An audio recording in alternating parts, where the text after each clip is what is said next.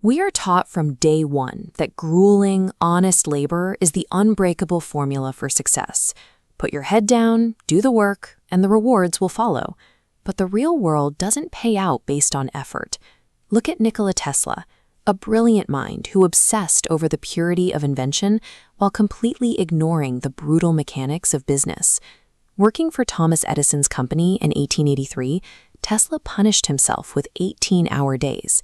He labored day and night to redesign Edison's primitive electrical dynamos. After a year of exhausting effort, he delivered a vastly superior design equipped with automatic controls. He went to Edison to collect the promised $50,000 bonus, only to be told the offer was an American joke. He was offered a small raise instead.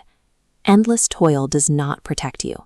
Raw creative output, minus an understanding of leverage, simply turns you into an asset for someone else to exploit. Tesla's obsession eventually produced the alternating current system of electricity. This is the exact technology that still standardizes global power today. The Pittsburgh magnate George Westinghouse funded that research, but when his company faced a hostile takeover, Westinghouse pressured Tesla to rescind his generous royalty contract. Tesla surrendered his patents for $216,000, a tiny fraction of the $12 million they were actively worth at the time. A few years later, Guglielmo Marconi successfully broadcast a signal across the English Channel.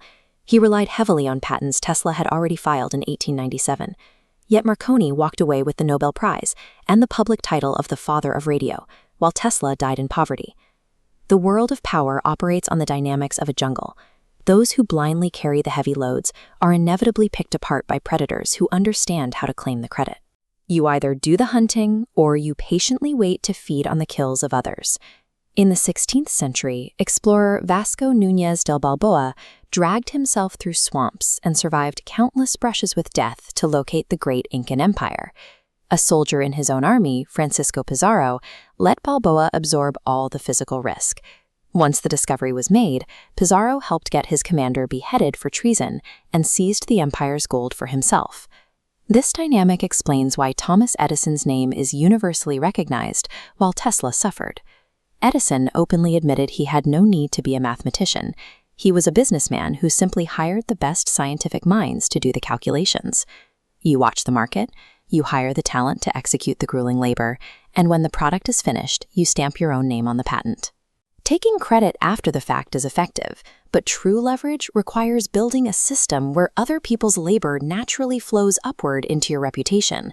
Late in his career, the Flemish artist Peter Paul Rubens was overwhelmed by requests for massive, complex paintings.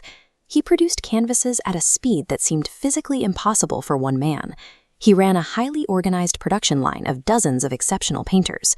One focused on robes, another backgrounds, another animals. When a client arrived, Rubens shooed them out, adding final brushstrokes himself. The client left in awe of this singular genius. Absolute delegation masks the underlying labor pool. It allows you to conserve your energy while convincing the world you are a singular force of nature. The most reliable labor force you can exploit doesn't ask for royalties, and they will never complain to the press. You can borrow directly from the dead.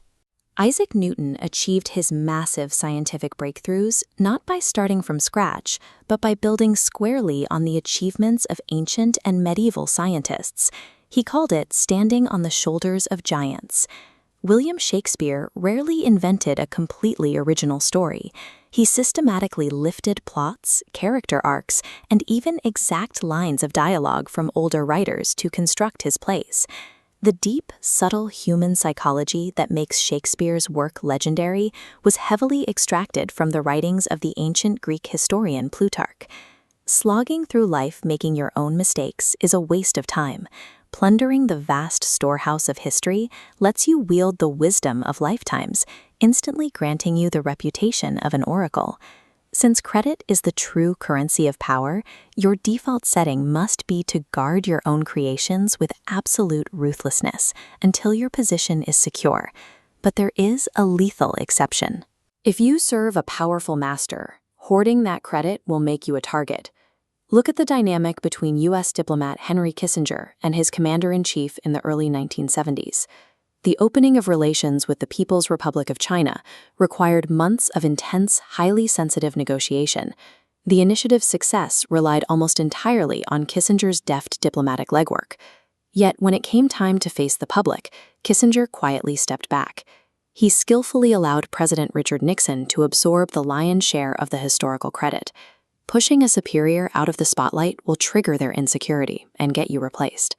By cementing Nixon's legacy, Kissinger guaranteed his own short-term survival and long-term influence. That is how you survive the jungle. You quietly absorb the hidden labor of everyone beneath you, while graciously passing the credit for your own brilliance